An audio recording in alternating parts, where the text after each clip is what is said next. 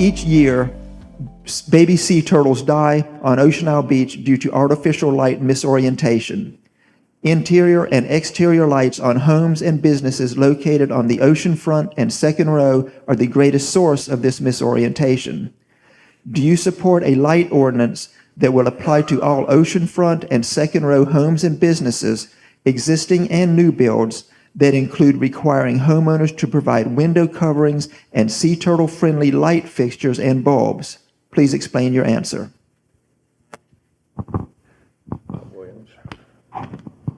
And Bob, you would be first on this one.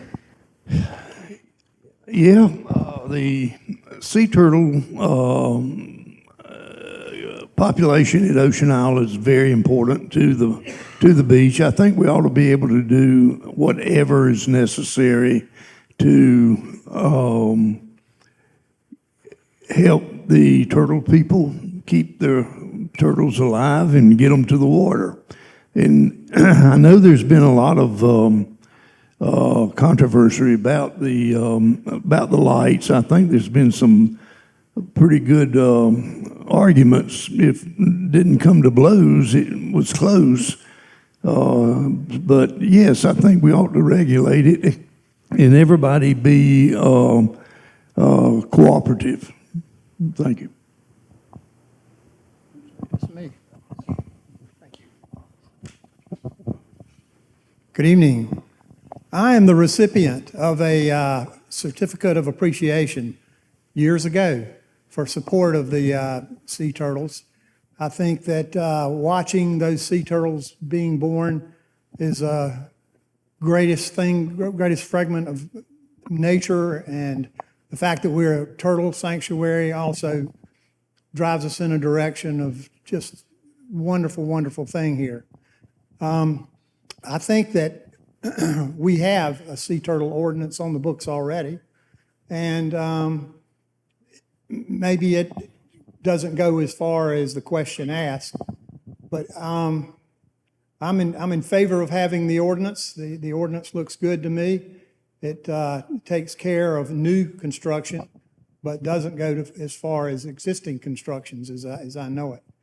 I would also tell you that if I'm elected, one of the things that I would support would be to have a Island Turtle Week, and I would suggest that we would do that maybe in the spring. It would be led by the turtle people, and the volunteers and good people that are taking care of the turtles. It would be a door-to-door campaign where they could give out information about the turtles and how they're born and why the lighting is important. I would also, thank you. I would also support maybe the town even buying some light bulbs to give to the turtle organization so they can supply light bulbs to the people on the front of the beachfront. Thank you.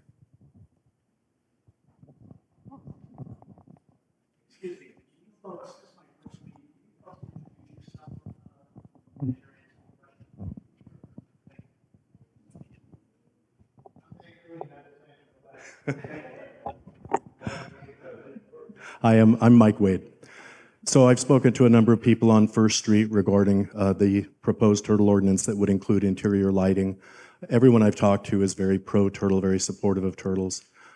However, they believed, those that I talked to, that a voluntary program they would certainly support.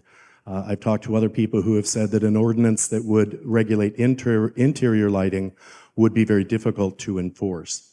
So I'm in favor of the exterior lighting part of that ordinance, and I believe that the Turtle Patrol has already offered to replace lights at no cost.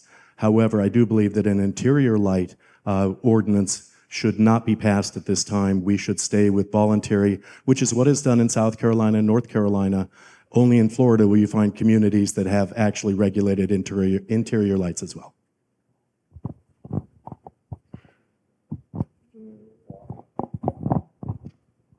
Can you hear? Okay. I'm Stephen Turner, 13 Scotland Street. I'm going to tell you something. I went down to the Winds the other night and looked at the lighting down at the Winds, and if you haven't gone, they've done a really great job of putting in the turtle-friendly lights down there. And my feeling about it is that I think people, residents and our visitors, are excited about the turtles. They want to see them to survive.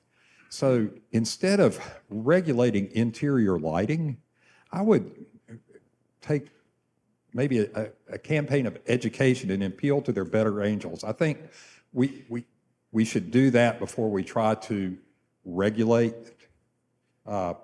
lighting in these homes. I think it's kind of reaching a little far to tell someone how they have to light the interior of their house or how they put blinds up, but I do think they would be receptive to it.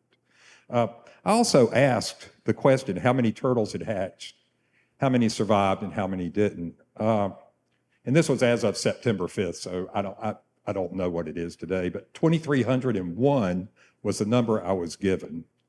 Said 68 of them that confirmed dead, and 244 of them were misoriented. And through the work of the turtle organization, which does a great job, I believe they reoriented a number of those turtles.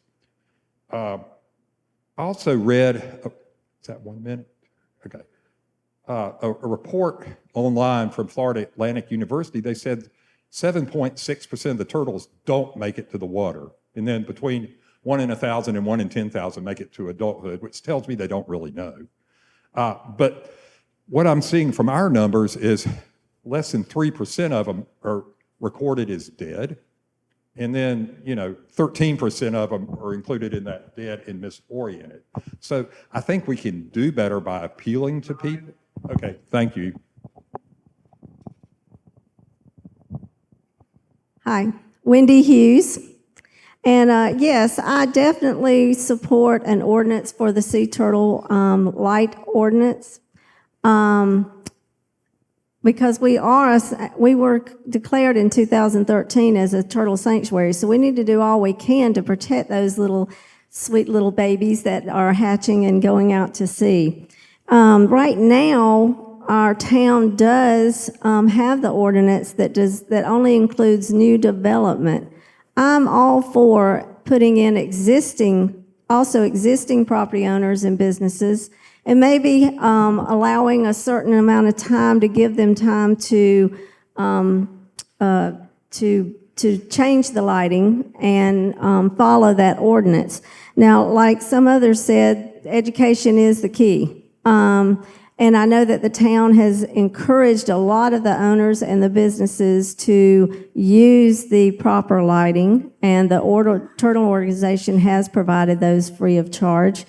And I would also think that we could possibly, in that new ordinance, maybe we could encourage the rental properties, all the rental properties, and it may not be part of the ordinance, but part of the education.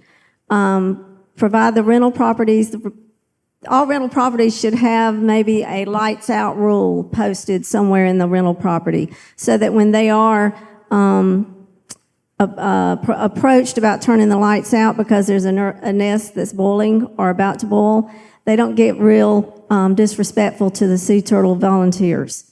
And I think that might help a lot too.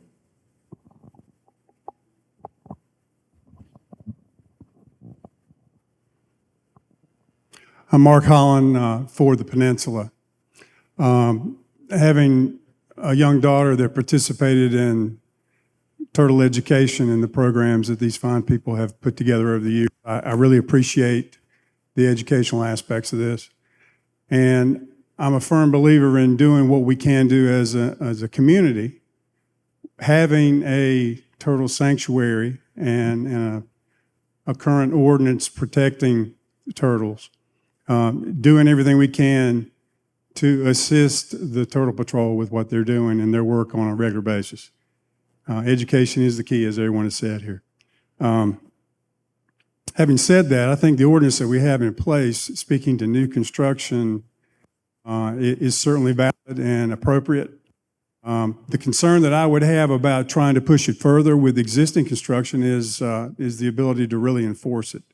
That's been set up here already. But the truth is, trying to force grandfathered properties into making changes may be difficult. I'm not even sure we have the ability as a town to make that happen. But we need to do everything possible within the law to take care of those little creatures as they try to find their way back out. And certainly the lighting changes that have been proposed, I'm definitely in favor of. I just don't know what we could do regarding interior lighting, window shades, and that sort of thing. Talking to folks about this and making sure they understand the importance to the town, especially renters that come in for 1 week in a year, I think that's critical. And that's the education piece that we can talk about further. Thank you.